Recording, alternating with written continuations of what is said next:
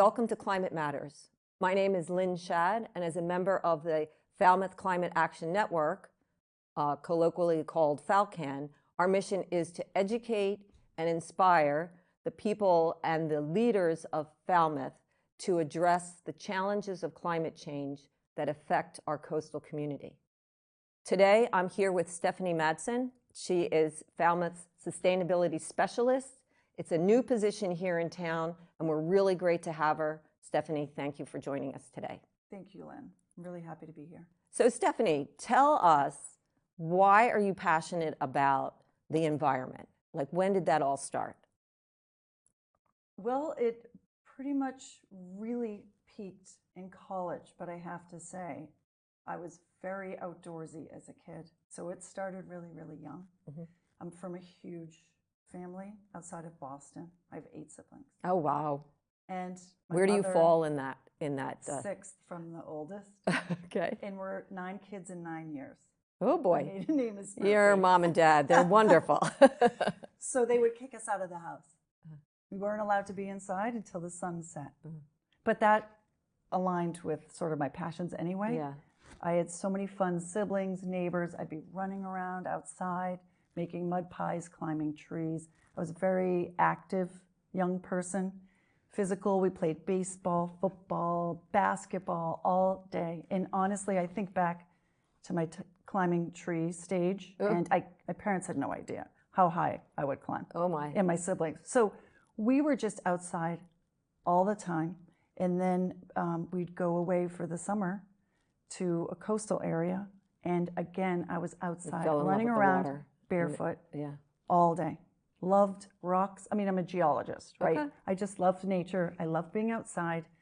I feel calm in nature, actually. I feel like the most settled self. I totally share that with you. Like, when I get ruffled by things, I just step outside and take a walk, go for a swim, take a bike ride, whatever it is. It just to be able to step outside and look at the sky and the trees and the sun and the beach and the water. We're really fortunate to be where we are, but I totally understand that inspiration and that calmness that you get. Even like the smell of soil or tree branches or leaves that you're crunching, or the ocean salty, metallic smell of the ocean. Is a good smell. Yeah, the mud flat smell. That's right, that's right. So I've always loved and appreciated it. And I was always volunteering, mostly for humanity type things, for hunger and homeless. And when I went off to college, I went to Amherst College. I studied geology right from the get-go because my physics, I really loved physics in high school. And my physics professor introduced... I think you're an anomaly, even in that. Like, there's not, it seems a very select group of people that really love physics. And yet, I have to say, like, I took one physics class when I was in college, and I got it. I got why it's so integral to the way our world functions, right? But, it didn't go any farther than that. Yeah. I just got an appreciation. I mean, it's really interesting. And my high school teacher, I was in 2nd year of physics, and he started talking about the Earth's magnetic field and how it flips every 200,000 years, but it's not consistent when it flips. So there's no magnetic north and south for a short period of time. I sat up. I was like, what? He talked about geology, Earth, the evolution of the Earth. I mean, it's such a short period of time in 2 days, so 2 45-minute periods. I was hooked. So I went up to him and I said, okay, do you have any books about geology? I played sports and stuff too. I wasn't all geeking out on science. And when I asked for additional books and reading materials, he said, no, I don't have anything. People burn out if they're a geologist. And I was like, what? Aren't you supposed to inspire me? He was a super great teacher, actually, but I still laugh about that. But I wrote my college essay about the Earth's magnetic field and how fascinating the Earth is and how it can shift and change and be mysterious, and how the heck humans can survive on it just inspires me. It's just grabs my attention. So as a geology major in college, we started learning, of course, Earth history, the age of Earth, the evolution of the Earth, the evolution of the atmosphere. when humans came around on this planet. And so it was then, you know, I was volunteering at soup kitchens, but then I joined MassPIRG. Have you heard of the PIRGs? I have, yeah. I don't even know what it stands for, but the PIRGs. We did some humanitarian stuff, soup kitchen work, and then we started doing environmental because they do humanitarian and environmental work. And the two are aligned because honestly, it's about protecting people, protecting health, protecting animals, wellness. They're very much aligned. We sometimes forget that we're part of that continuum of the connection between living things and the earth. Like sometimes I think we forget that the earth is a living thing that provides us life, you know? Yes. And anything that we do with it or to it has a consequence, good or bad, positive or negative, you know?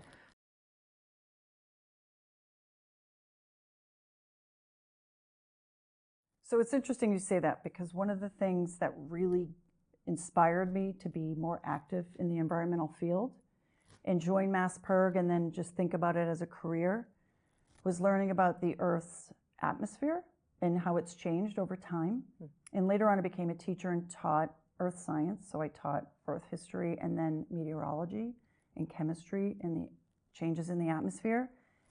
And when you really learn about how, well, first of all, let's just put it, let me do a demonstration for you. Sure. All right, if the Earth is the span of my arms, 4.6 billion years old. Oh, okay? wow. So most of the time on this planet, we first had a very toxic atmosphere, methane, carbon dioxide. And it wasn't until like you get to my head where oxygen is actually being released into the atmosphere. Can I just interrupt you for 1 second? Sure. Because the thing that struck me when you said at the very beginning, we had a very toxic atmosphere of methane and carbon dioxide. And yet the whole climate challenge that we have before us now is that we are creating an ever more saturated atmosphere of carbon dioxide and methane due to the fact of some of our behaviors, due to the fact of the use of burning fossil fuels. Yes. So it's interesting that you have this, you're telling us about this continuum from which we started, carbon dioxide and methane, and we're working back towards that because of our behaviors. So I just found that really interesting. It is really interesting. It's really the composition of the chemistry of an atmosphere. If we change it too quickly, it can have dramatic effects and adverse effects. So when oxygen started being, you know, it was produced in the oceans and then it was saturated and started being produced in the atmosphere, oxygen was considered toxic. Oh. Why? To a lot of bacteria because it was used to chemicals. So any life adapts to what it has, its resources, whether it's food or what it's breathing or taking in and absorbing and converting to sugars or whatever. And you look at chemosynthesis. When the atmosphere and the composition changes too quickly, species need to adapt, and it can take a lot of time. So geologic time is long, 4.6 billion years old. You get to oxygen in the atmosphere at my head, and then you don't get to like plants, land plants, till you're over here, 300 million years ago. And then like the meteor impact, asteroid impact, KT extinction, and then the existence of humans, one swipe of a nail file. Oh, wow. Humans have not been around very long On the Earth for very long. at all. So even though changes and shifts in atmospheric temperature and geology have shifted and changed over time, the life of humans on this planet is so short, and the composition of our atmosphere now, even though it's changed dramatically over time, right now we have mostly nitrogen, 78%, oxygen, 21%, and a little wedge, if you're looking at a pie chart, a little wedge of other gases. If you change that composition in any way too quickly, it's really difficult for animals, humans, biology, ecosystems. They don't adapt to that fast. We don't adapt that fast. I love sort of highlighting that if it's a great thing that we have 78% nitrogen, because then fires would never go out if we didn't. Oh. The Because if we had more oxygen, the fires it would just fuel keep the burning. fire. So the Earth's atmosphere is so fragile. It is so fragile at this moment in time. And I think that was the big epiphany, the big, whoa, we can't mess around with it because it is so special at this moment in time to allow for the life that we know, love, care about, want to protect. Why do we, in this long continuum of the Earth, I understand that it was the composition and the change in the composition of the gases that led to life as we know it. But really, like, over all of this time, why now? Like, why did it, was it just the right composition of gases that started life? That's the big mystery. And we have so many very talented scientists at Woods Hole Oceanographic Institution in Marine Biological Lab and Sea Education trying to solve this. You know, what came first, the chicken or the egg? Yeah. You know, first it was like bacteria in the oceans they were living off chemicals that were toxic to us, right? Then you start getting plant matter that started generating oxygen, saturated in the ocean. Excess oxygen is released into the atmosphere. Then the ozone layer, this is a really important piece. Oxygen, which is O molecule, you've got oxygen, 3 oxygens makes ozone. And that's in the stratosphere. So the first layer above us is the troposphere, then you have the stratosphere. The oxygen layer protects us from ultraviolet radiation. If we didn't have the ozone layer, we would not be here. Right. And that, what was it back in was it the 70s or whatever, where there were a lot of fluorocarbons, and you can correct me on this, that were being used, and it was actually poking holes through that ozone layer. And it's a little more complicated than that, in that it created a thinning. It was never like a hole per se. It was a thinning. But there was a thinning, and the thinning was happening sort of near the poles. And I mean, the atmosphere is great because it blocks a lot of not only ultraviolet radiation, but heat. Like only 50% makes it through our atmosphere. Clouds, water vapor. Because otherwise, it would dust. be too hot here if we didn't have that ozone layer, and the radiation would be deleterious to life on Earth, right? So It's, again, it's fragile. And it's perfect. The way it is. So let's not mess with it. Right. And it doesn't even matter if you start arguing about, well, how many degrees temperature is it going to change? It doesn't matter. It's big picture. Don't mess with it. Right. It's and fragile. I don't think, 2 things. I don't think sort of giving humanity the benefit of the doubt, now I probably might get some arguments on this, but I don't think we knew that we were messing with it at the time that the Industrial Revolution started, or maybe even before the Industrial Revolution, when man went from being, more animal-like to more sophisticated, more complex, started to bring in the use of, instruments, tools, methodologies, industries, and stuff like that, right? So I don't know that we knew what we were doing when that happened, or what the consequences would be, because we think, I know that when I started thinking about climate stuff, I thought, well, the Earth can take care of everything. Like, the systems will take care of themselves. It'll be okay. Like, whatever we do will be okay. And then got involved in climate, in what the climate is, what is happening to the climate, and realizing that we upset that balance with the things that humanity did. Another point that I just wanted to make was when we were talking about the fluorocarbons. So we as a people, as a country, whatever, a globe, decided that we had to reduce the use of those fluorocarbons so that it didn't affect our ozone layer. So now our ozone layer is in much better shape, right? So I just put that forth as a argument for, even though we may be in this place that our Earth is warming, our seas are rising as a result of increased use of fossil fuels, the burning of fossil fuels, and the increase of CO2 and methane in our atmosphere, we can affect change by changing our habits. And that example is a textbook. It's perfect I mean, it wasn't perfect when it occurred. Yeah. Whether it was intentional, non-intentional, we didn't know what was happening. You know, we're going to use our resources. I'm sure there were reasons people were using chlorofluorocarbons to better humanity. I'm sure that was the argument. Well, that was for aerosols. But at least the science behind it was somewhat black and white, and it made it very absorbable for a lot of people. They understood it. Well, there's a direct link.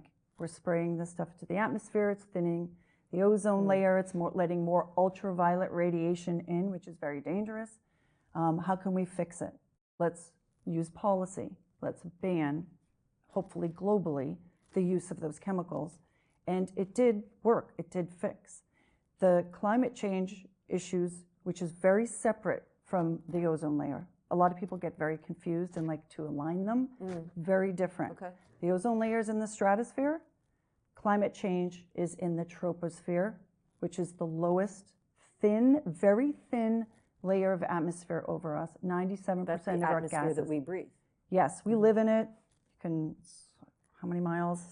8 miles up? I need to check that stat. But 97% of the gases are like a little thin little shell right around us. And gases are heavy, most of them. Hydrogen and helium are too light. Most of them sink. They have density. They sink around us. It's great. We have it. But again, it's fragile. It's different than the ozone. The one thing I do want to talk about is the way we talk about protecting all of us, our health, animals, ecosystems, is understanding the basics of it. It's like a heat trapping blanket. That troposphere, that lower atmosphere with all the gases, acts like a heat warming blanket. It's fabulous. Keeps us warm. We would freeze if we didn't have it. Right. And when we're talking about either we're warm or we're freezing, we're talking about it allows the seasons. Like we can have a freezing cold winter, but that's relatively, and correct me if I'm wrong, that's relatively warm compared to what really cold could be. Like if we were in an ice age, would it be?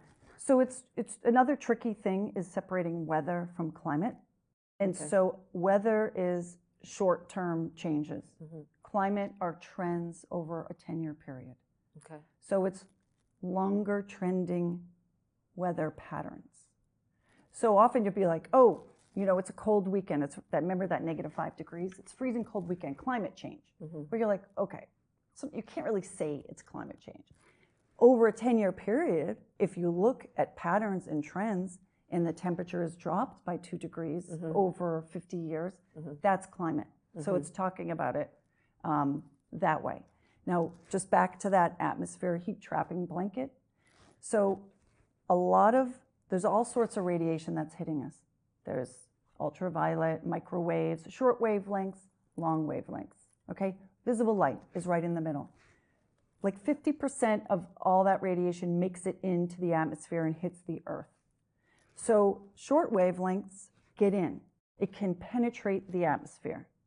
As soon as the sun ray hits a parking lot or hits this table, it gets reflected, some is absorbed, some is refracted and reflected, and it changes its wavelength and can become heat or infrared. Infrared is heat. Infrared glasses, night goggles, you could see things that are red, giving off heat. Heat has a long wavelength. It's weaker in energy. Ultraviolet, super short. Microwave, super short. They can penetrate through things. Heat, once it hits the atmosphere, it gets through the atmosphere, all the radiation gets through the atmosphere. And creates the heat. Hits something, creates heat. Well, guess what? They're trying to float up into the atmosphere, but it gets blocked by this heat trapping blanket. Thank goodness we have it because it keeps us warm. But when you change the chemistry and the composition of the atmosphere, it's not oxygen and nitrogen, they're not absorbing the heat. There's certain gases in our atmosphere that absorb more heat, these long wavelengths. It's analogous to a greenhouse. You walk into a greenhouse on a winter day, why is it so warm compared to the outside? It's because all that radiation, visible light, ultraviolet, gets through, hits surfaces, gets absorbed and then re-emitted as ultraviolet, as infrared, warm. It gets trapped literally by the glass. Right. It can't escape. Right. So it warms up And our atmosphere now is that glass. Our atmosphere is the glass, so it traps it. But this fragile atmosphere we're talking about, even though the pie chart shows mostly nitrogen, then a lot of oxygen, then you have these other gases. Well, they are very powerful. Methane in particular absorbs a lot of heat or infrared. So does carbon dioxide. We call them greenhouse gases. Greenhouse. It's like a greenhouse, a nursery. That's why they're called greenhouse gases.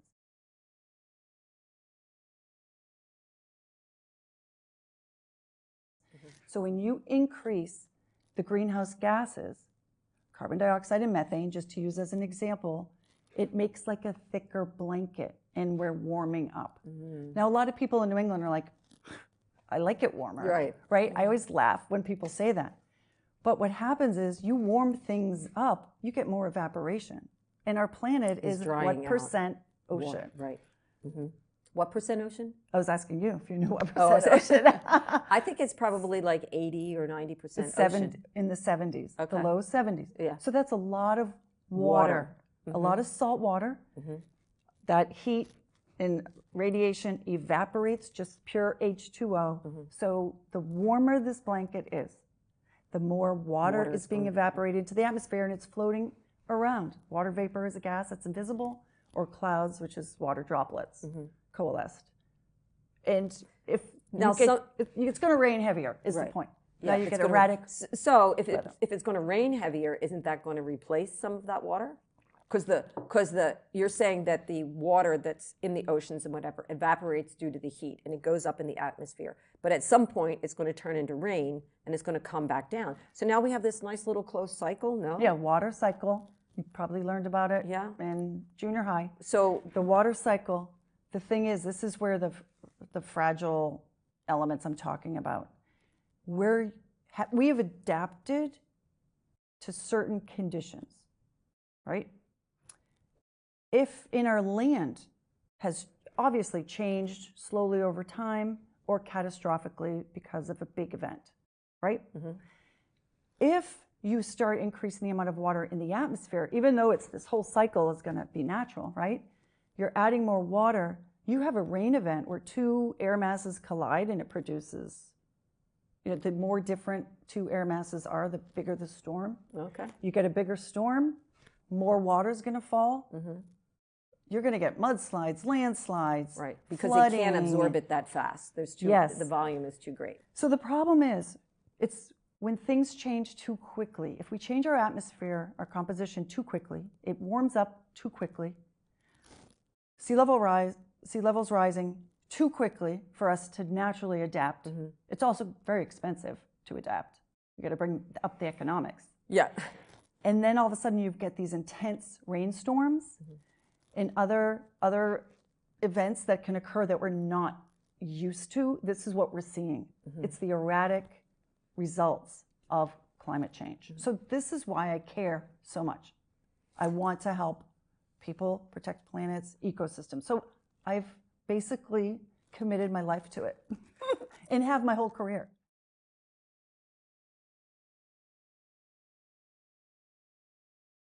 We're very fortunate to have you here in Falmouth. Thank you. For all the things that you have brought in the short period of time that you've been in the role. But you also worked at WHOI before you were here. So you had some, you were their sustainability director at WHOI also, right? So you made good changes with them as well, right? And in fact, I started off, I taught earth science for a long time. And then at WHOI, I started Woods Hole Oceanographic Institution. I started off working in a paleoclimate lab. So what that means is I managed a lab for a scientist there, and he studied ancient hurricanes. And we call it paleoclimate because we're looking at what climate was like in the past. And you use proxies because humans were not here, right? We're just a sweep. So you look tree rings. We were looking at, we cored into ponds and got layers of sediments, and mud meant calm periods. A layer of sand maybe meant a huge storm or hurricane. And then we would age date. We'd find pieces of carbon above or below and age date them. So we could put the record together from the past. Having a nice long record of past climate allows one to make better models for predicting what's the going future. forward, yeah. So one of the results we did find, and I worked in Jeff Donnelly's lab, was when you saw an increase in frequency of storms, there was also an increase in temperatures of the oceans, sea surface temperatures, they called them. And there's a correlation. Yeah. The and warmer. what caused the oceans to warm back then? Like, I think that's some of the argument that people have nowadays, is that what we're seeing now with regards to changes in the number of storms, the intensity of the storms, you know, maybe we're having a few more hot days in the summer and not so, you know, so much snow in the winter or whatever. It's like, well, it did it back like billions and billions of years ago, but as you just very nicely pointed out, billions and billions of years ago, we didn't exist back then. So those changes might have happened, but they didn't have, at the time, there was not a very fragile life form or forms that needed to be sustained. In a population that has become like permanent. They build permanent structures. We build permanent structures very close to the sea. We build cities that are very vulnerable. That's an evolution of structures. So now you're talking loss of life and property. I mean, there's... And if we, you know, if we were talking about for like in the Falmouth community, we're a coastal community. We're like on the front lines of these changes happening. And as a coastal community, we're also a resort community. Like, people come here to enjoy our beaches and our oceans and our sunshine. And as you were saying, we have all of this infrastructure that is located very close to these shorelines that, I mean, I guess, do we even have a guess as to how long it's going to take for those shorelines to retract? Oh, yeah. Because this is, my sense is that the effects that we're seeing from climate change and sea level rise, it's even if we stopped everything right now, there are these new processes that are in place that are going to continue to happen. So if we removed all of the fossil fuels, right, it's going to take, I don't know, I don't even know if you have this number, I don't know what the number is, but it's going to take a long time for this progress towards, you know, increased sea level rise, increased temperatures to stop and start to step back. So it won't stop. You know, and you bring up a good point. Why the atmosphere is changing recently is from burning fossil fuels. You know, and of course we used to use other sources of fuels, and humans will do that. And often they're thinking, well, we're helping build the hospitals to protect people, and building industry to make more products for us, to make life better. We probably, well, someone could argue, did we know what we were doing or not? But we know now. We don't know. But we know people now. are still burning fossil fuels.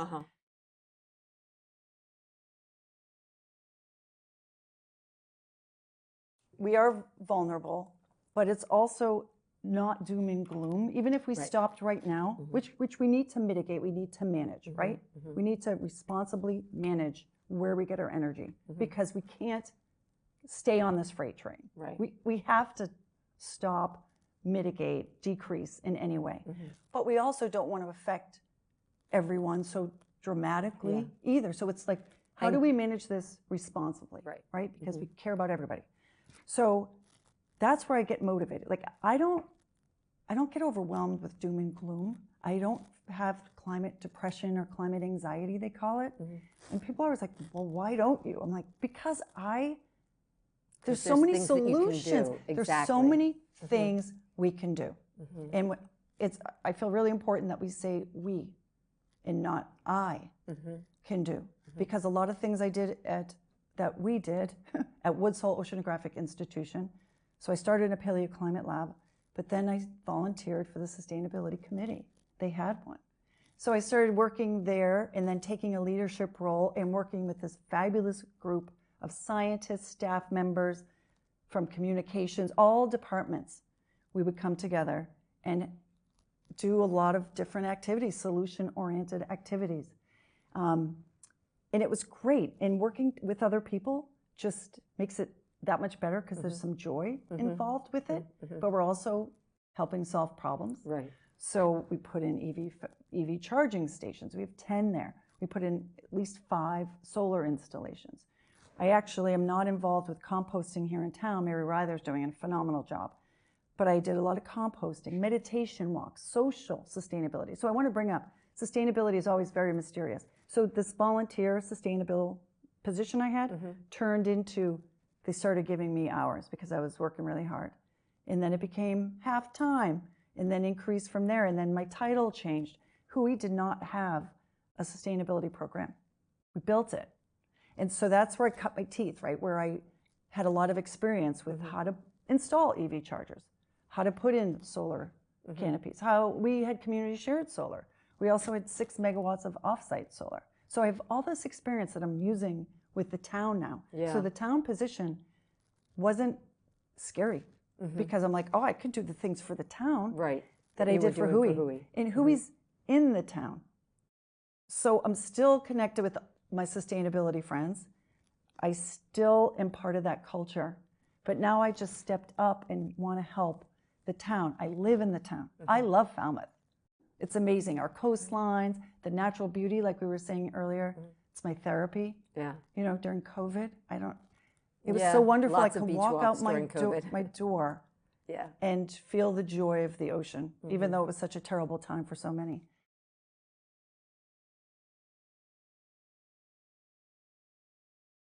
With the town, even though sustainability, I like to describe the Venn diagram, so 3 circles that intersect. Sustainability really includes 3 pillars, and it's environment, economics, and social. So I've talked a lot about the environment, like why I care, why I protect it. Economics is a really important piece for my job in town. So I would say for the town position, it's environment and economics. The social piece will come later. I really wanted to focus on municipal buildings, schools, increasing EV charging stations, putting in solar installations, our fleet vehicles, getting a feasibility plan there, saving the town money, and energy efficiency, and meeting the stretch code, because we're a green community. So those are the things I'm focused on. The social piece, I think, will happen naturally and a little bit later. So that Venn diagram is really important. The economic piece, which I highlight whenever I give a talk, is because it's something everyone can relate to. I mean, it's when you important meet, in everybody's life. You meet people in town, not everybody's an environmentalist. Some people still aren't sure about this climate thing, right? What are we talking about? But everybody wants to save money. Right. So I can save money and decrease greenhouse gases. It's a win-win. It seems like a win-win. It really is. So already I've saved the town with incentives. I've been here for a year, over $700,000 just with rebates and incentives in various programs. Congratulations. Thank you. And I did the same thing at WHOI, but I worked with a group, and I'm telling you, Cape Light Compact, Megan Amsler at the Self-Reliance, Cape and Island Self-Reliance, she would coach me. She'd be like, there's a ton of money for these EVs. You should pursue it. And I'd be like, great idea. Submitted an application and got all the money for free for the EV charging stations. Like, there's a lot of programs. There's a lot of money out there for sustainability. So I'm just finding it, pursuing energy efficiency, EV solar, and saving the town money.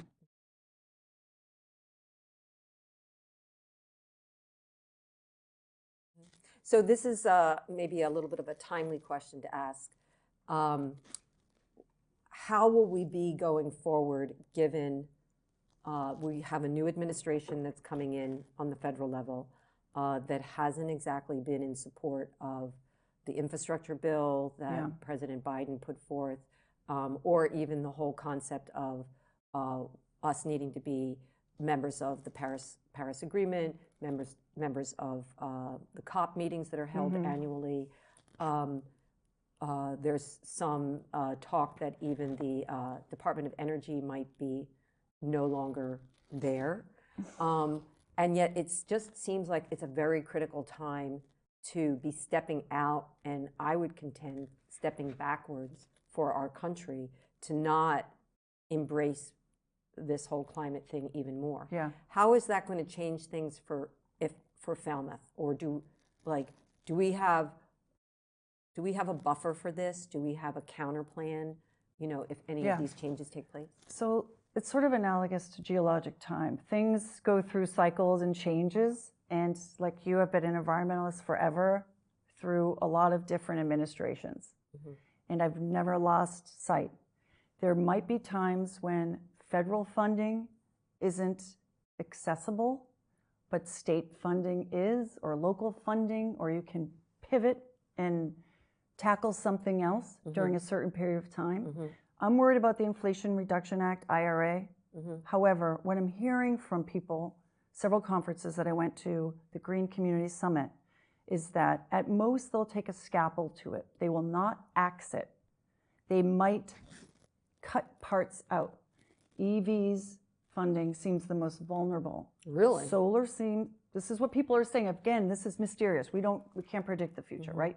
But they're saying that these are officials in the state who know their stuff. That solar might be okay, and like geothermal and energy efficiency projects. Wind, TBD on that. But again, I don't get depressed. I get active. Yeah. Right? So I've been through so many things. So I have to just thank you for that, because I could say that I got very depressed about things. But the fact that, like you said, you just pivot to what the next actionable item is that you can be. So I hope that's an inspiration for the folks that might be listening to us.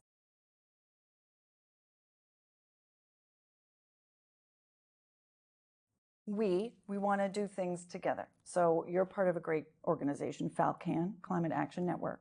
I really encourage people to join a group.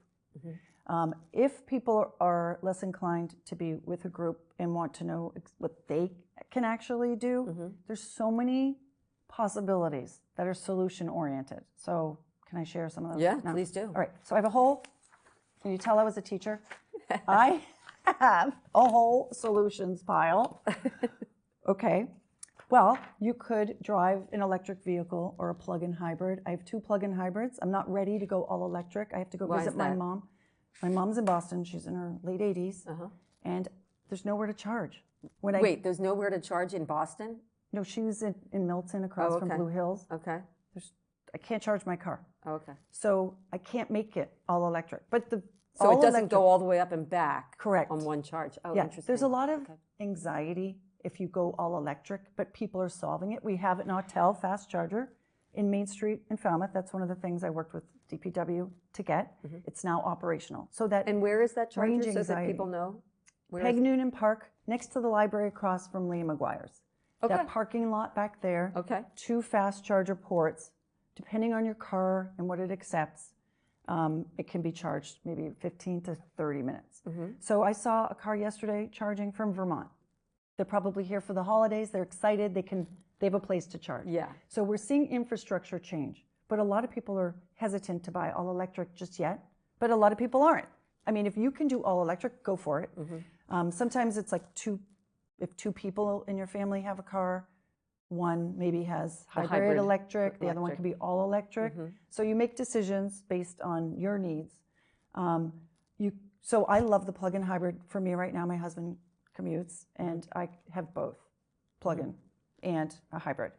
And I love the way that you make it okay, because I make it okay to have a hybrid, because I think some people think, and I might even be one of those guilty people, is that the issue is so immediate now that we have to take every single action that we possibly can, that I'm the type of person that's going to be like, well, it has to be all electric. Now, full disclosure, I'm not driving a hybrid yet either.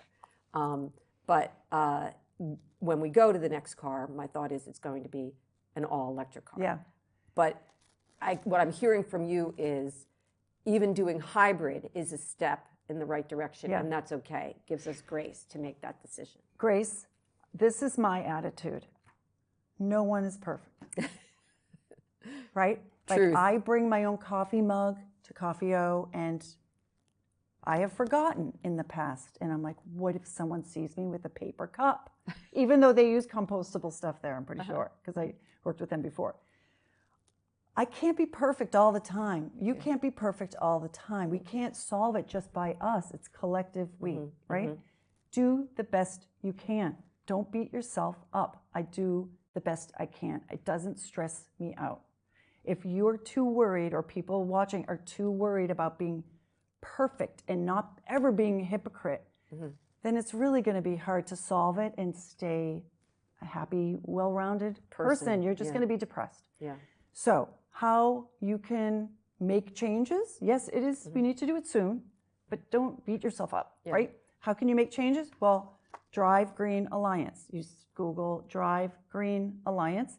This website is amazing for EVs. They take you through buy new or used. Look at all the vehicles. Gonna look at that. And on the side, it tells you vehicles that are part of their consolidated program, vehicles that aren't, but on the right, it shows you state rebate, federal rebate. It's updated literally like every 2 days. Wow. What's the MSRP? What is the total cost? What's the net cost? It is such a phenomenal tool. So this is a solution. Drive Green Alliance. Drive Green Alliance. Drive Green Alliance, everyone. It's a great group. You can think about heat pumps at your house. Various. Done. Excellent. Another takeaway, Cape Light Compact, CLC. They want to be known as your energy concierge. So you don't have to call me. I don't know all the programs. I know a lot of the programs, but we have a funded program. Their money comes from your Eversource bill, trickles down to Mass Save, goes to Cape Light Compact. That's a resource we're all paying for. Why aren't you using them? Right. They will tell you about heat pumps. They'll tell you about incentives. Water heaters. They don't do solar, but they will tell you about an audit for your home. They'll do a free audit. They'll probably pay 75 to 80% to do insulation. Like, that's a great solve. That's where you can make a difference and use the resources that are there, and there's money there that you paid for. So you might as well take advantage of it. You can put in solar. So I don't, of course, endorse any solar vendor, but I do have access to 3 different local vendors in town that made a flyer, because I asked them, can you make me a flyer? So it's Solarizing My Generation and Katuitt Solar. They made flyers for residential if you want to put up solar, and they'll walk you through, and they even updated it with all the new rebates and incentives. And starting in January, there's actually low interest loans, because that is a big problem right now. Solar, a lot of people don't have the money. You could do a lease or a power purchase agreement, but if you want to own them, which is better to own them, it's expensive, right? And if you need a loan, the interest rate is high. They are negotiated. If you're low income, 0%, but you have to prove that you qualify low income. Moderate Sorry, who income. has negotiated this? Cape Light Compact. They're your concierge, so call them about this. For non-low or moderate income, someone who doesn't qualify. Like middle America. Yep. Well, not even middle America. Middle America is probably moderate income. If you don't qualify, you can get a 2.75% loan for solar. So these are programs that are rolling out. Cape Light Compact has all that information.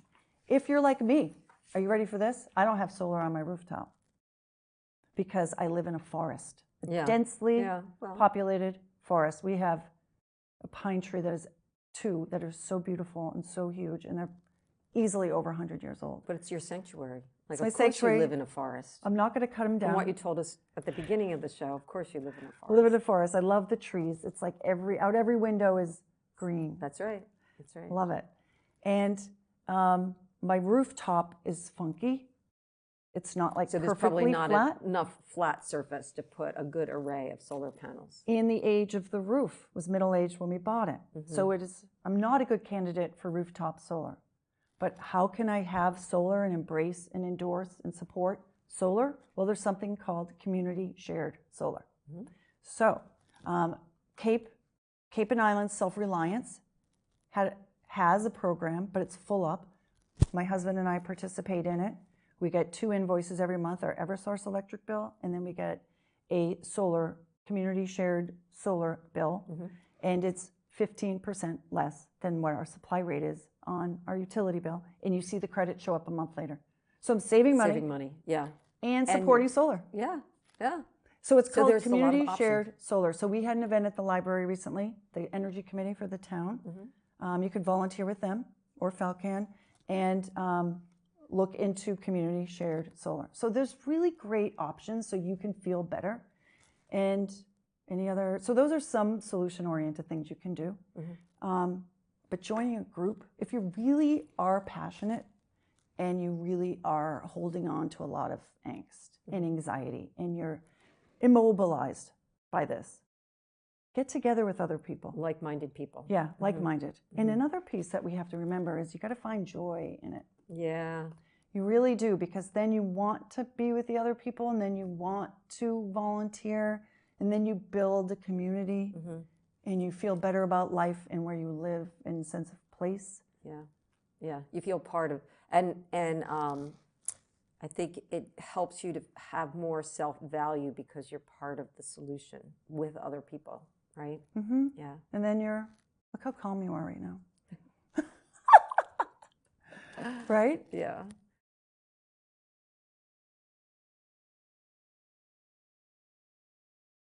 So can we segue to Falmouth several years ago? Well, let me step back from that. Falmouth is a green community. What does that mean? And how is that impacting the people in town? Okay. So businesses in town. We are a green community, and most towns in the state qualify or participate, let's say, in the Green Community Program. It's through DOER. Most of the towns in the state are green community? All of them. Wow, good for Massachusetts. There's a few that aren't, but they're working towards becoming a green community. What that means is you align with some criteria that the green community represents. You endorse a building code, and there's 3 categories of a building code. There's the general building code, there's a stretch code, then there's an opt-in specialized code. When you're a green community, you're part of the stretch code. It's more stringent building code. It means solar ready, EV ready, more energy efficient, a lower HERS score rating, which is like the thermal measure of the heat coming off your house. Off of your house, yeah. You get a HERS rating for putting in certain thermal windows and insulation. You know, and I think even some people don't recognize that up until many of these new or more criteria came in place with regards to building more energy efficient, that our houses were like these sieves that just let heat out, you know? And I guess maybe back in the 70s or whatever, when, you know, electric heat was the way to go, probably the reason why the electric bill was so high was because the homes might not have been, you know, properly insulated at the time. Yeah. And we have higher standards for it right now. And then all of that heat went into the atmosphere, which helped warm things as well to a certain degree. If you're burning the fire and using electricity. And one thing that's really important, and people I see use misinformation when they say you're electrifying. We want to electrify. That's the goal. When you're electrifying, they have this old image of this pie chart. Where's your electricity coming from that you can't see? What are the power plants doing? Well, you have to pay attention to that pie chart because it's changing all the time. In the 70s, it was coal, nuclear, gas, oil, a lot of oil, right? But that pie chart is changing. So Eversource, National Grid, they have to change because of climate law in the state, right? We haven't talked about laws yet. There's like global laws, Kyoto Protocol. Then there's federal, which we don't really have a federal climate action plan, really. We have a state climate action and protection plan through the Falmouth one. Okay, so there's a state climate action plan for the state. There's a roadmap, a decarbonization roadmap for the state of Massachusetts. So like a plan or a roadmap, there's policies. What do we want to reach? What do we want to hit? For the state of Massachusetts, we want to be carbon neutral by 2050. And we're supposed to reduce our greenhouse gases by 75% by 2030. 75%? Yeah. 75%? I know, we're not going to meet our goals. 50%, but okay. I thought it was, I can look that up to make sure. It's either certain time frame, maybe it's 2040 has to be 75%. Okay, yeah. But they're still aggressive, right? And we want to do that. So because of these, So this plan went into effect when? Baker signed it in, and then it was revamped a little So bit. let's say it's been in place, yes, since 2020 probably, somewhere around that time, right? So he signed it in, it has changed. But the point is, Eversource and National Grid have to decrease, they have to abide by this. Right. So that pie chart where we're getting electricity from is changing every day because they have to meet the law. Not only does the town and you and everyone else, but if you use electricity, you naturally will be decreasing because Eversource has to start using less fossil fuels. Yes, so there's no more coal. Look, people should Google resources for ISO New England because we have regional ISOs, management of grids. Texas has their own, and that's why they got in trouble. Pennsylvania, Jersey, Maryland has a grid structure. ISO New England has a grid structure. There's all these different ISOs, and it's so complicated. I don't want to get into it. How they manage the infrastructure and electricity flow. It's a science, and it's economics, and it's 5 years in advance. You need to know where that energy is coming from. It's very complicated. So is Eversource on track for that 2030? Sort of. I mean, if you look at that's something. If you look at the pie chart. You didn't say no. And what's interesting is we have a state law, but ISO New England has many states. Right. So it's really hard for them. So it would be great if all of New England had the same policy, be carbon neutral by 2050, but they don't. Oh, they don't? No. So, but Eversource still has to meet the Massachusetts law. So if you look at the pie chart for ISO New England, it's 50% gas now, but there's no more coal. I don't know if there's much nuclear. We're trying to do hydroelectric. The solar keeps getting bigger. Wind keeps getting bigger. That will change all the time. But people, I often hear make comments, well, we're using electricity, so we're supporting coal. It's like, no, we're not in this region. Maybe in Kentucky, right? In different parts of the country. Right. You have to go to individual ISOs and look, they're sources of energy. So that pie chart needs to keep changing for us to meet the law. But it sounds like the encouraging news is that it is changing and moving to the right direction, in the right direction. Yes, because they have to comply with the law.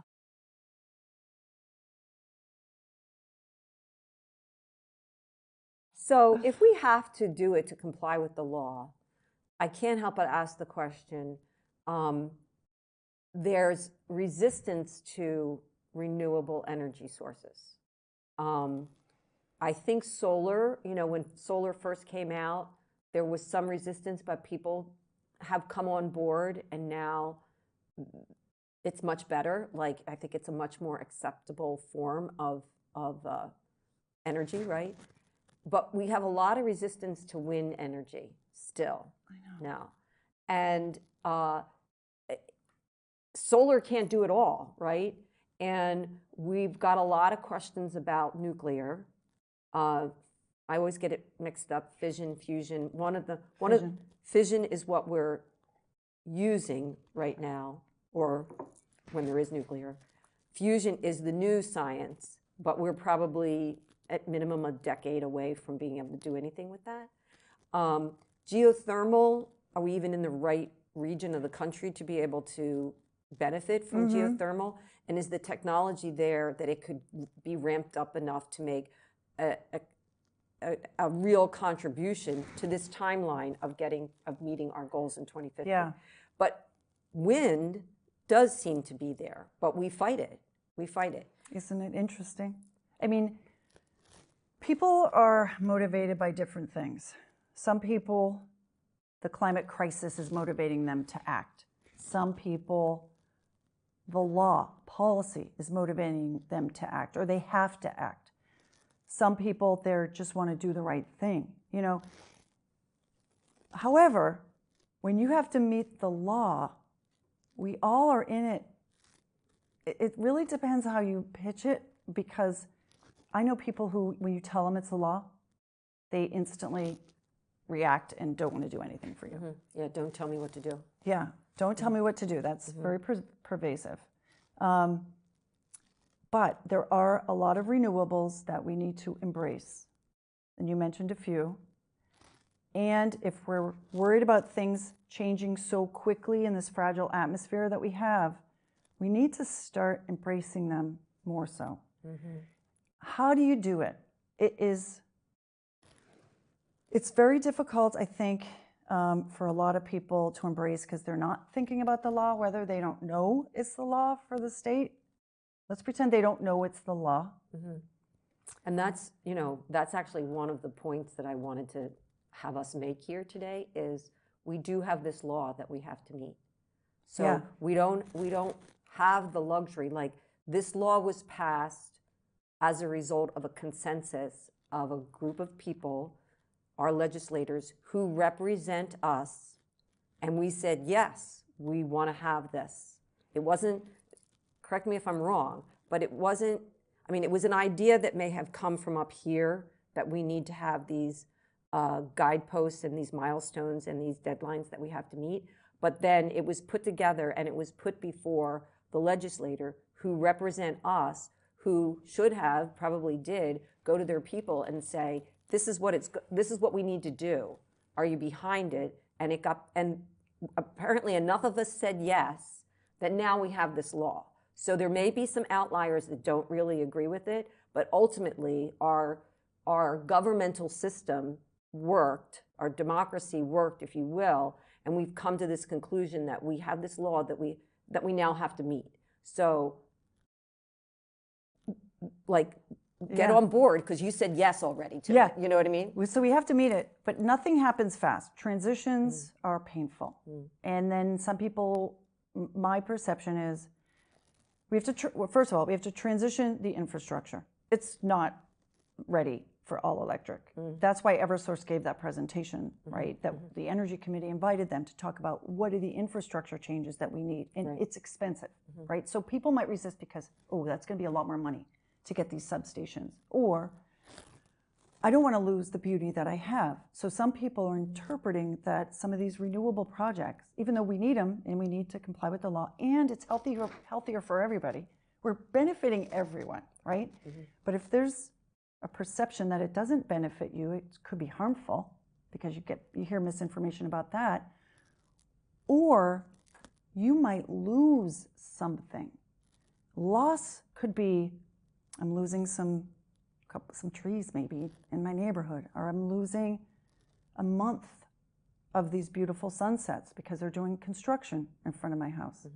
That's, even though that seems sort of NIMBY, right, not my backyard, that's a sense of loss for people. Or what if I have to hear this thing all the time? Like, people, you have to, Chris Neal did a really nice article, I think, when he described change as loss.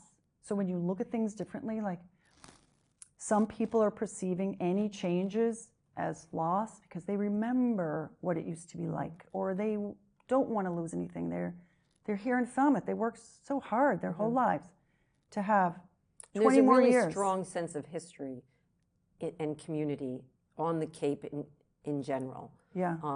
That may be a little bit biased because I'm sure other communities sort of feel the same way, but it just seems like there's this, the Cape has undergone a lot of changes in other ways, you know, increased population that has caused many of these changes.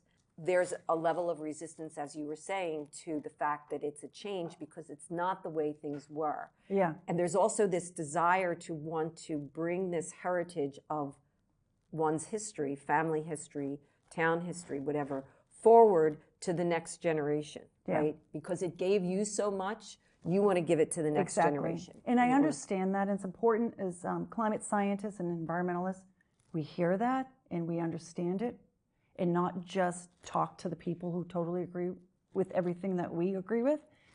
Embracing that, but then pivoting, because yes, it might feel like a sense of loss, but we're gonna lose a whole lot more. When you look at the data in science and look at rampant sea level rise and how things are gonna change, and we're gonna see a lot of potential scary things, and if we wanna protect everyone here in town, We need to make that It changes, transition. right.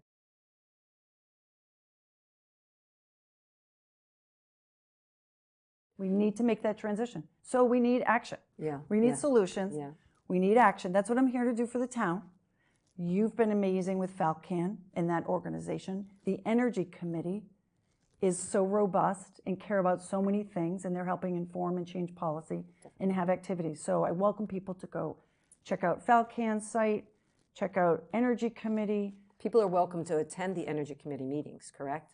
Right, the public can attend. come. There's certain When are members. those meetings? They supervise, they advise the select board. It's not consistent, but I think it's the second Wednesday. You should look it up. Okay. Or reach out. And then Falcan is more of a We can local provide that nonprofit that's information. not associated with the town. So Right.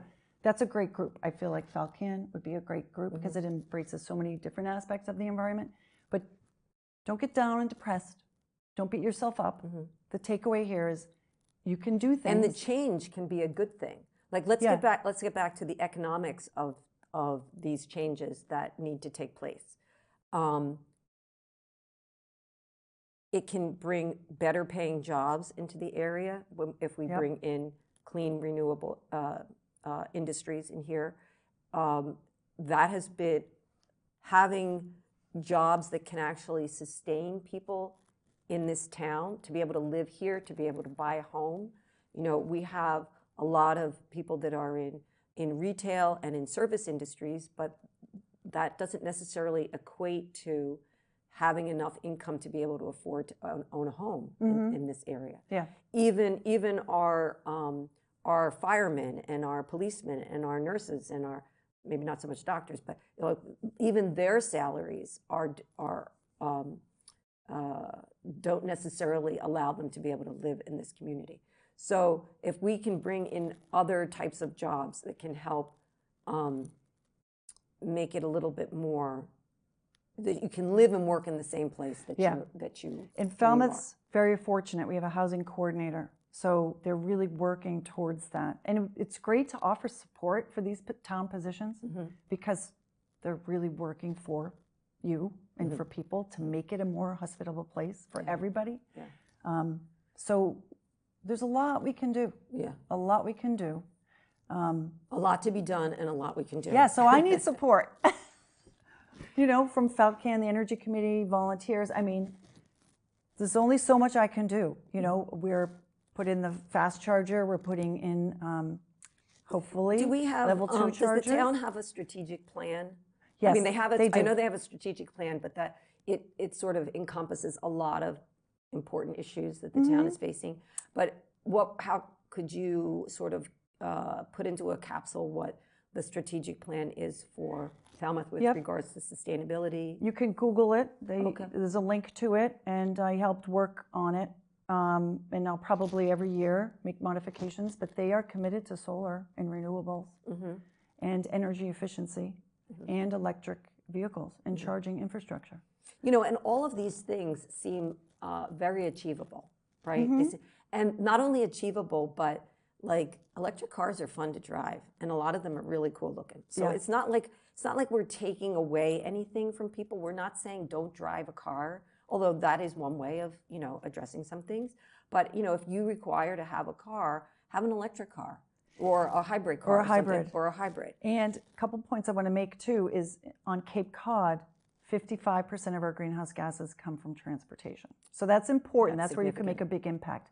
But I also want to be sensitive because a lot of people perceive electric cars as very expensive and out of their pay range. And that's how I was 20 years ago. I was like, I can't afford a hybrid. Even though I was teaching earth science, I'm like, I can't afford one.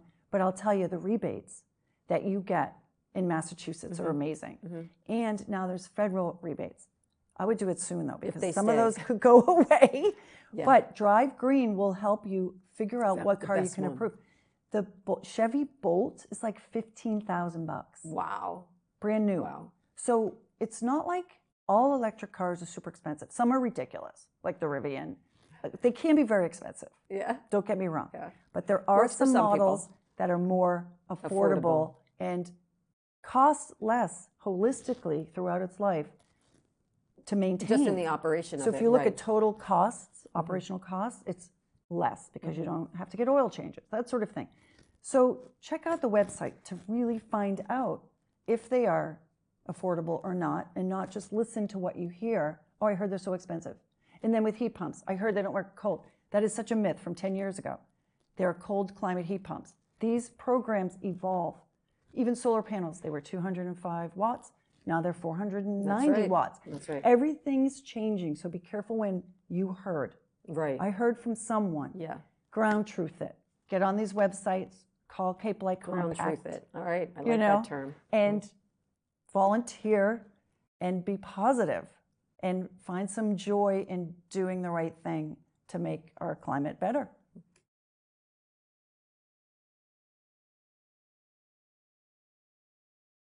I wanted to ask you about a couple things that Falmouth has been proactive on in the years with regards to our climate crisis. And I think it was back in 2020, we as a town at town meeting declared a climate emergency. We also have a climate action plan. Not every town on the Cape does. More and more are starting to do it, but not every town on the Cape does. So these are positive things and a very proactive attention that the town is giving to this problem. Mm-hmm. What are those two initiatives doing for us right now? Like, how are they enacted, and and what are some of the benefits they're bringing to the town? First, I have to give a lot of credit and shout outs to the people who made that happen, because like you and a lot of people in the group, and Rosemary and numerous others, really took it upon themselves and talked with a lot of people and have a lot of support in the town to make the climate emergency. So it is highlighted as something urgent. We need to do something soon. And Cape and Island Self-Reliance, the Energy Committee, really worked hard in starting, I think, 2005 with the Climate Action Plan. There have been a lot of people in this town doing great things for a long time, which is remarkable, because not every town is like that. So not only do we have like global things happening all at the same time, we have the state just more recently taking on this climate action plan, but even before that, Falmouth was doing things. They had a climate action and protection plan. And then in the midst of that, we declared the climate emergency. So clearly people care about it, they want to do something about it, they want to put things into action, and they want to create a roadmap of how we can get there and offer solutions to this emergency, right? So it's highlighting it globally, regionally, locally. What can we do? So with the Energy Committee, and I don't know how much Falcon's involved, the Climate Action and Protection Plan for the town is being updated. And I have to say, the Cape Cod Commission, CCC, is a great resource because they created a climate action plan for all of Cape Cod. I welcome anyone to check it out, because I went on there recently. It's pretty long, but just look at the graphics. It's unbelievable for Cape Cod. That's where I got that visual. Is that being updated? Because things are changing. Do you know whether the plan is sort of like updated, integrated, or theirs is done? The Cape Cod Commission. Like, how current is it? Because very current. Very okay. 2021, 2020. No, it might be 2023. Like, is very current. Again, these plans, the day they're published, they're outdated because the next day things change. Right. Same with the Climate Action Plan for the town. But the fact that Cape Cod Commission has a Climate Action Plan that has amazing graphs and plots that will blow your mind, so check it out, look at the different plots. That's where I learned that 55% of our greenhouse gas comes from transportation, and another 39% is from, they call stationary energy, but it's like from buildings. Right. Residential we don't have a buildings, commercial buildings. Yes. So we were able to identify holistically on Cape Cod. And with regards to the buildings are concerned, our stretch code and our new stretch code are addressing those things. Yes, right? And that's new construction though. But I went to a conference, and a woman, an architect, showed that 80% of the buildings on Cape Cod are old. So those are leaking air, right? So that's why this reach out to Cape Light Compact and get an audit. Yeah. Now, And this get might be a little bit insulation. of an aside, but because they're older buildings, there's many other occasions why you have to deal with the historical societies on the Cape. Are we seeing that even the historical societies are starting to come around a little bit in recognizing that they have to try to do things that, I mean, we're not trying to necessarily significantly affect the facades of the buildings or whatever, but they do need to be more energy efficient. Like, such a good question. Yeah. Because everything has to evolve, and we want that historic people, again, the sense of loss. You don't want change, you want that historic look. It is beautiful. It's what makes Cape Cod so special. But we have to change a little bit. Yeah. So I think they're starting to open up to solar. It's allowed. oh wow, But on it- historical buildings? Oh, However, I say that with some caveats. It needs to be not visible. Right. There's certain things, but again, the intention is they we have can to meet make the law too. buildings more energy efficient. you Oh know. yes, we can make them more energy efficient.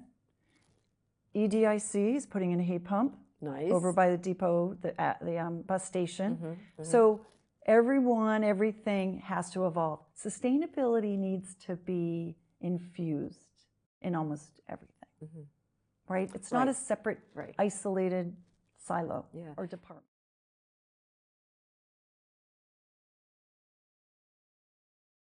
You touched on something that I'm hoping we're working towards, but I'd like to get your input on it, is I feel like for Falmouth to make a difference and, just sort of expand that into, for the Cape to make a difference, for the state to make a difference, and so on and so forth, all the way up to the global level, that all of our decisions going forward, put a new building here, or put a road in here, or whatever it is, whatever the infrastructure is, or the technology or whatever, it has to be through the lens of, does this benefit our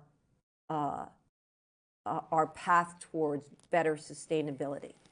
Yes. I don't know if I said that correctly, but it's like, when the Industrial Revolution started and we had, this wonderful, amazing thing called energy in the form of coal and burning gas and oil and stuff like that, and all of the wonderful things. I mean, let's face it, Yeah. it did wonderful things It did, yeah. for to move us along as a civilization, as people, right? But now we have to think of it in terms of, there is, whatever the new thing is, it has this benefit, but also it has to have this benefit to our environment, to fighting climate change, to reducing the planet from heating up. Yeah. Is that an achievable consciousness in making town decisions? Yeah, I think it is. For example, like you asked about the climate action plan, there are multiple departments involved. So literally, I looked at the energy piece and then sent it to the planning department, because there's land use in the Conservation Commission, because there's land use, soils, trees, there's coastal resiliency, part of the climate action plan. It's holistic and involves a lot of different departments. Yes, I think every entity will consider it. But again, I want to drive home that point. Nothing can be perfect. And there are a lot of different needs. Like, we have environmental passion, but the historic group, commission yeah, environmental, has passion for the history of our region. and I get Yeah, it, and yeah. you have to embrace right, it and yeah. understand and know that they have passions that are just as strong as yours. Yeah. So how can you work together, collaborate, ease in, and get them to think about sustainability as well? And different people have such different needs and desires in town, so it's not going to be super easy to do this, but I am hopeful. I think it's possible, but again, I can't be perfect. Right, right. No decision is going to be to perfect, have- and there's more than one party that has a contribution to make to what the eventual answer is going to be. Yeah.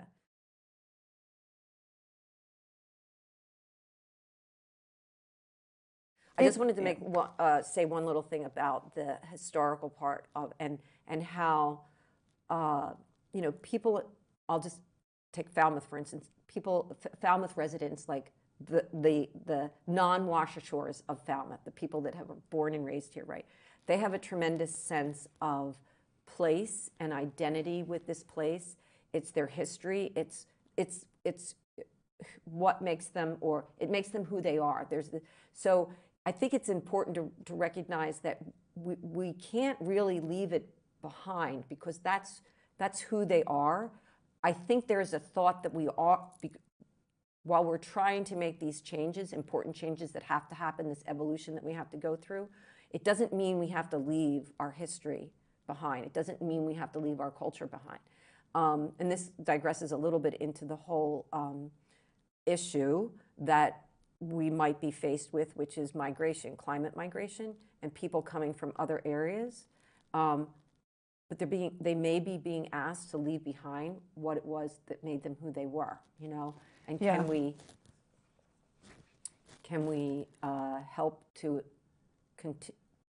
keep some semblance of that continuum of a person's identity as we make these changes going forward? And there's a lot of different people here, and history means something different to a lot of different people, like the Wampanoag tribe.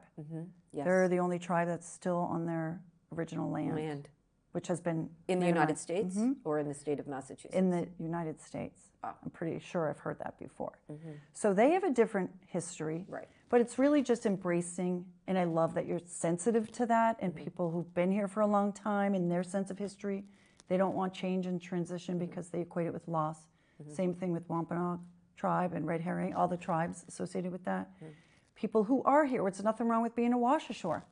Right? There's a lot of passionate people who love the ocean and love this place. All the Hui people, MBL, they know so much about the ecosystems. They embrace and love this place just as much as the people who were born here. Right. So there's a lot of, collectively, there are a lot of people who let's really remember care. that commonality of that we love this place. We love this place. Regardless of where we come from, we love this place. And I'll tell you, there's two values that researchers have done studies on the values that Americans share, because you feel like we're so divisive. But the two top ones are protection and responsible management. Oh, wow. So if we focus on protecting our ecosystem, environment, people, we all want that. You know, if sea levels are rising too fast and we're having catastrophic storm surge during a hurricane, or even a nor'easter at this point, people are vulnerable. Assets are vulnerable. Buildings are vulnerable. Like, we want to protect. So that's really important to focus on. The other thing is responsible management. We can't be perfect. We have to manage the gases in the atmosphere, right? What we're burning for fuel. We want hospitals to operate. We want emergency backup. If you're having surgery and the power goes out, you want a backup gen, right? You know, batteries are coming a long way. We're getting a lot of technology, but you might get 3 hours from backup battery packs. You know, we're going to face some of these decisions. Do we plumb in gas for a new building, even though we won't get the incentives? So we use backup batteries. These are real life decisions that need to be made, but we can't be perfect all the time. We have to think flexibly, be agile. Think about, well, if this scenario happened, what would happen? But we can't be perfect in all of it. We just have to make the most sensible decisions, and responsible management is a value that we all agree with. I think, that we can all appreciate and all agree with.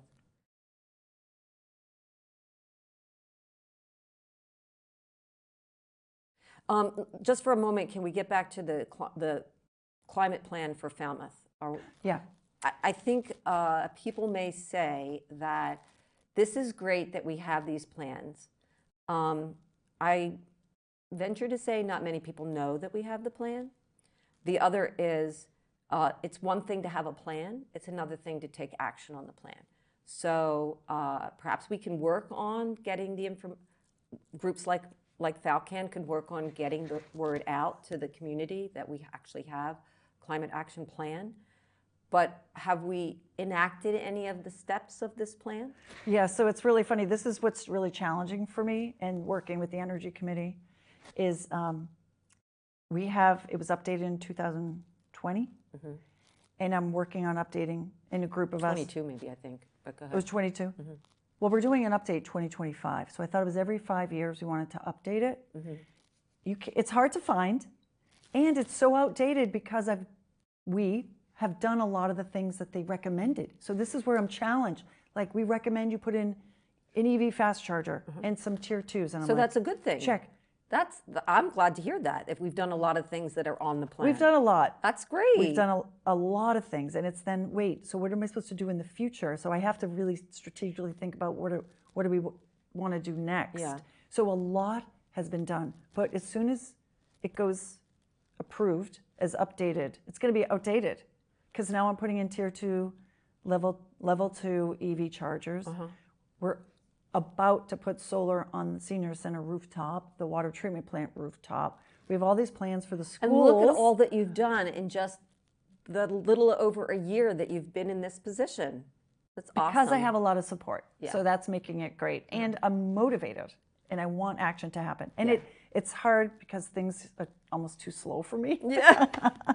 But back to the climate action plan. It's a great thing to have. As soon as we finish getting it updated, I'll post things to my website so people can see it. But again, it's going to be outdated. I was going to say, it almost sounds like it's a living document. It is. You know, it's really just it's a framework from which to work from. And in a way, when you get to that next 5-year interval, it's a way to look back and say, what did I accomplish?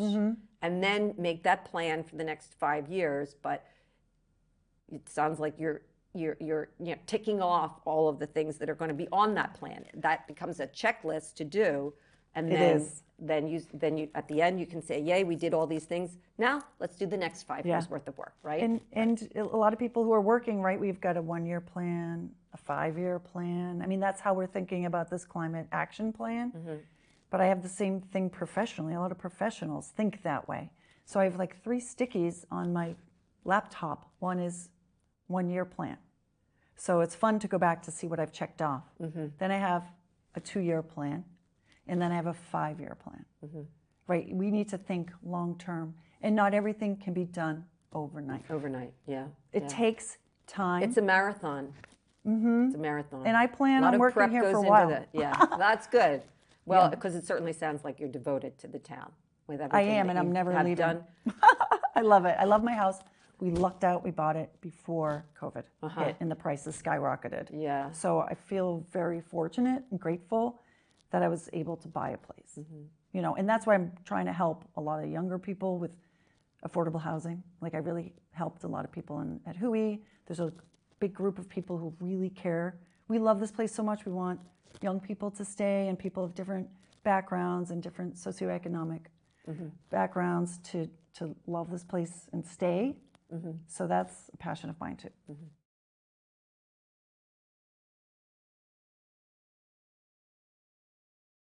I have 2 other things that I wanted to touch on, if we may. One is, because we're a coastal community, sea level rise is like right at our doorstep, literally at our doorstep. How much of what you hear is true? What do we need to be worried about? So what's the connection between sea level rise and the climate changes that we're having? People might not put those dots together. Yeah, well, when you think about the heat trapping blanket, anything warmer is going to melt things, right? So not only are you evaporating a lot of water from the ocean because it's warmer, you're melting ice, so the volume is increasing.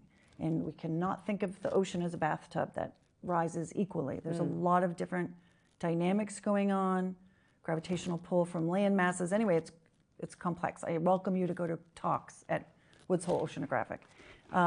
But sea level is rising because temperatures are getting warmer. I mean, that's the most basic explanation. How much is it rising in our area? And it does vary area to area. But I had an exchange with someone down in Woods Hole when I worked there, and they said to me, I've lived here for 50 years and I have never observed the ocean getting higher, right? And of course, during a hurricane or a storm, you do see water levels, surge levels getting higher, but the everyday water level because it's such an slow period of time, long period of time, they never observed it. So I said, hey, do you have 10 minutes? Come into my office.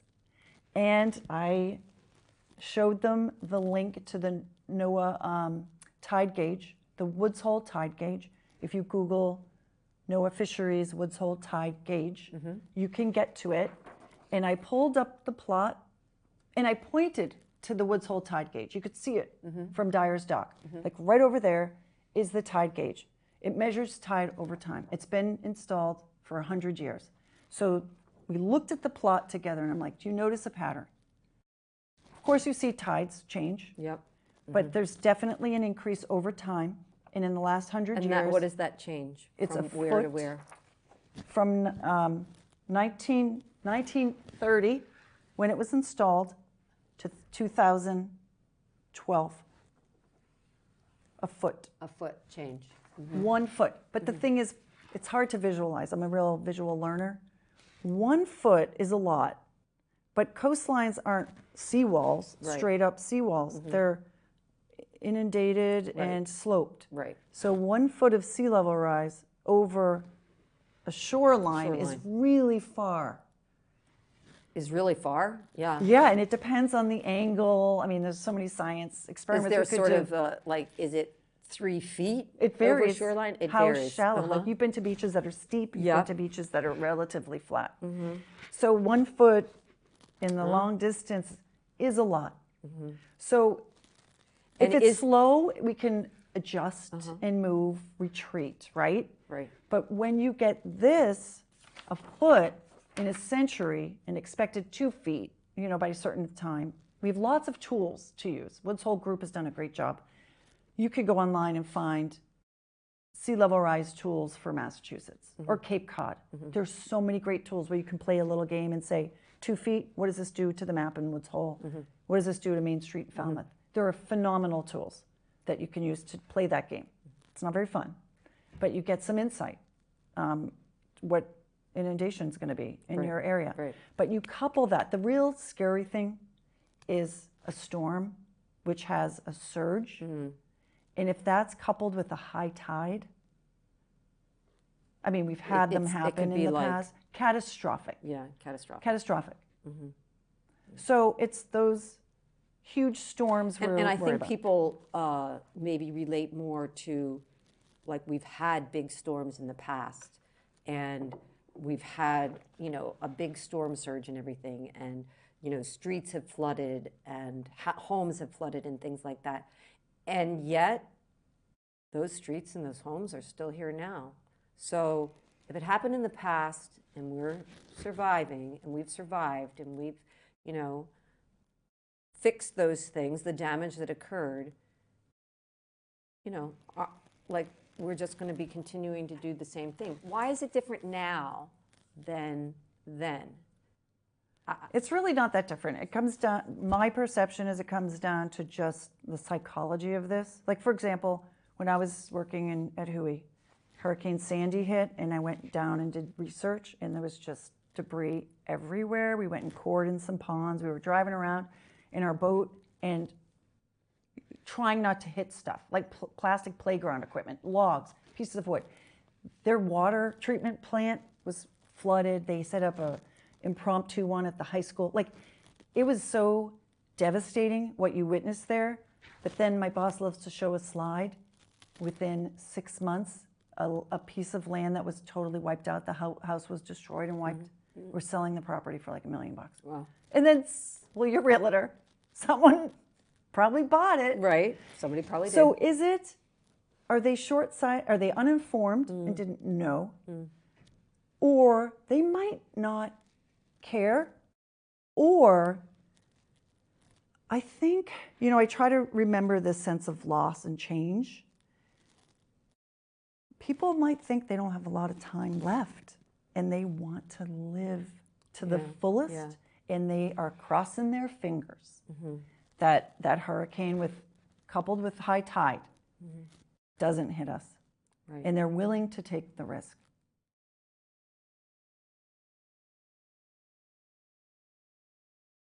I can remember it was always a position of pride where generations could say, we're leaving our family better off than we were, right? Yeah. And I don't know that we're doing that this time. Yeah. You know, and that's one of the things that motivates me is I've got 2 little grandkids, 2 little girls, and I've come around to the fact that it is going to be different for them. It is going to be different, but I want to do whatever I can right now to make those changes as minimal as they can possibly be, and also prepare them for what they'll need to do and be, you know. You want to protect them. Mm-hmm. So flood insurance is going to be impossible to get. It's already getting more difficult. Very, very expensive. So that's going to happen. Yeah.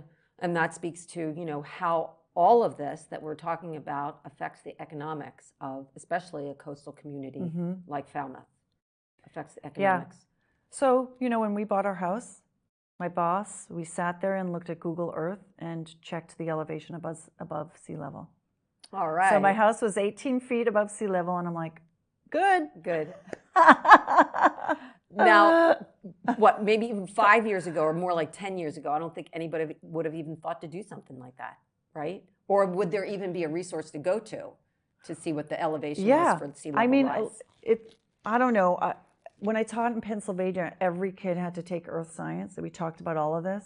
And I remember having a little bit of earth science in Massachusetts. I grew up in Canton.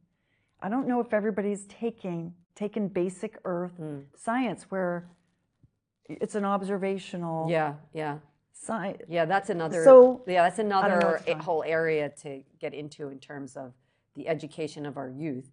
Having said that, I think there are a lot of really amazing programs in many schools where there is a climate program, if you will, whatever you want to call it, earth science or sustainability or climate, whatever. In a lot of the schools that are, and these kids have like crazy, amazing ideas, you know, like amazing ideas. So even our young people, not just the kids, but like our young adults. Yeah. Right? So that's a good thing to talk about. Like, I'm hopeful that people will observe what's happening, make good choices about how to protect. And like you said, one of the strong motivators for all of us are to protect. So we will learn these things and do these things to protect ourselves and protect those around us, right? Yeah. Yeah.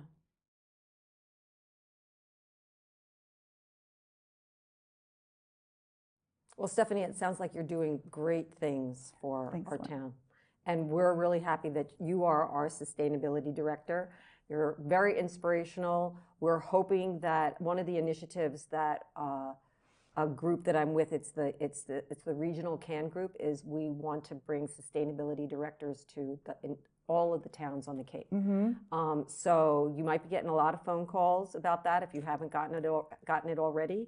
But from what you've told us here today, it sounds like a really good place for a town to be, to have a sustainability director, because there's a lot of money. I mean, if we put it down to the basic brass tacks of what does this mean financially to the town of Falmouth, just think of all, you know, what you've done for us already and what you'll be able to do for us in the future. Yeah, we can save the towns a lot of money. Save a lot of money and do a lot of good for our environment and our planet and all those good things.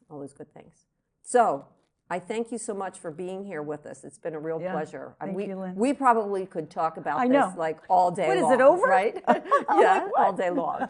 But this has been really great information. I hope for those of you who are listening that we were able to provide you with some new things to think about, but more importantly, some things to take action upon. So thank you for being here with us at Climate Matters, and we will see you the next time. Take care.